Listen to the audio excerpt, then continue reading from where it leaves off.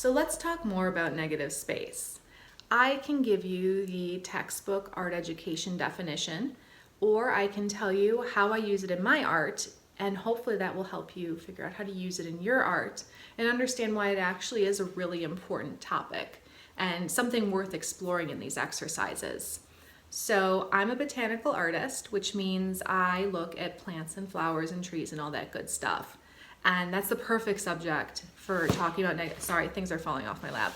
It's a perfect subject for this sort of thing. So plants can get really complicated. And let's just say it was this drawing of a hyacinth, and there's so many flowers on this stalk that you can kind of get lost in them as you're trying to do that and start squishing them down in the stalk together. So instead of paying attention to drawing the flowers, I started paying attention to drawing the area in between the flowers, and you can see that filled in with pencil here. So seeing those simpler shapes in between and seeing how those were formed, it helped me keep the flowers further apart and helped me get the form correct that time. Another way I use negative space is to double check my compositions. So for example, in this drawing of a pear I did, one of the versions has me filling in the negative space around the pears and the branches and the leaves. And that was just me double checking that there was enough room in between everything that made sense and nothing was too close together and I didn't have things spaced too far apart. I wanted to keep the balance correct. Another example of this is in my drawing of the strawberries, where the negative space plays a huge part in that composition because it's filled in so dark. I needed to make sure to balance that negative space correctly so that there wasn't too much dark in one area and too little in another area. I really needed to keep that balance together so your eye wouldn't just go to one dark area and completely ignore the rest of the composition. There's a lot of balance in that sort of thing. Sometimes your actual drawing, the focal point of it is negative space. For example, in this picture of the nightshade that I did, I was drawn to it because of the shape that the stems made in between themselves. So to me, the focal point of this painting is that weird kind of hexagon-y shape that the stems make that kind of reminds me of like a chemistry textbook.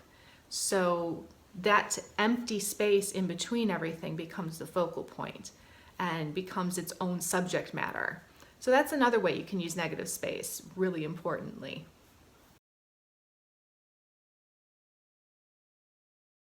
So for your exercise, we're going to be doing trees again. I'll try not to do any more trees after this. They're just so pretty. So you're going to look at some trees, and you can go outside and do this, or you can look at photographs. All you need for this is a pencil and paper, but if you want to go crazy and get some markers, I'm not going to judge you. You live your life how you see fit. And when you're looking at this tree, I want you to be looking at the spaces in between the branches instead of the branches themselves, which means you're going to be drawing some weird shapes out there. I'm sorry, I keep looking out the window because there's trees right outside my window. But you're going to be drawing those in-between spaces, those negative spaces. And this is a good exercise for any level. So if you're more of a beginner artist and this is something new to you, you can look at the lower branches where there's not so many. But if you're one of my advanced artists, you can be looking at those tip-top branches where there's a bajillion tiny twigs and you can get lost in there and it could take you forever, and that's the fun of it, just get lost in it. So I'm gonna show you a little demo video, obviously, so you know what I'm talking about, but get outside if weather permits and just have fun and learn to see the world in a little different way. All right, enjoy. All you're gonna need for this is a pencil and paper, super simple. And right now I'm just showing you how we normally draw trees. I'm pretty sure you all know how to normally draw trees, but this is when you're focusing on just drawing those lines of the branches and you're watching them intersect and you're doing line after line and you're crossing them over each other and that sort of thing. And this is obviously a very valid way of drawing a tree. This is pretty much how we draw trees in our everyday life. But this is not what we're going to be doing today. We're not going to be focusing on line. We're going to be focusing on shape and all of those little spaces in between. So don't do this now. What you want to be looking at instead of those lines are the shapes that the lines form in between themselves. And I'm highlighting here all of the triangles I'm finding. I mean, who knew there were that many triangles in tree branches? I think that's why I like these sorts of exercises. It's really just training your eye to see things differently. So for you, for this exercise, I want you to be drawing all those weird shapes. And this is really hard and it takes a minute to adjust to it. So don't worry about getting all of the teeny little spaces. Also, don't worry if you start getting lost in there. There's like a lot of branches and a lot of little weird spaces. So do your best, and eventually you're going to want to fill these little areas in. As you start to fill in all those little areas, you'll start to really see the branches start taking form.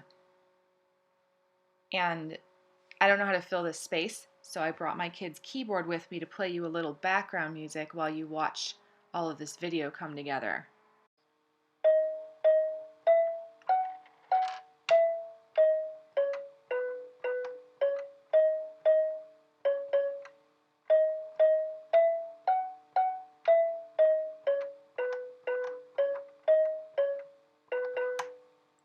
We're almost done here. I am just finishing up the last few pieces, and no one's looking at the same tree that I'm looking at. So for all we know, I did this absolutely perfectly, and no one needs to know that I skipped anything. And that's the magic of doing your own subject matter. Don't worry about being perfect, worry about making it your own.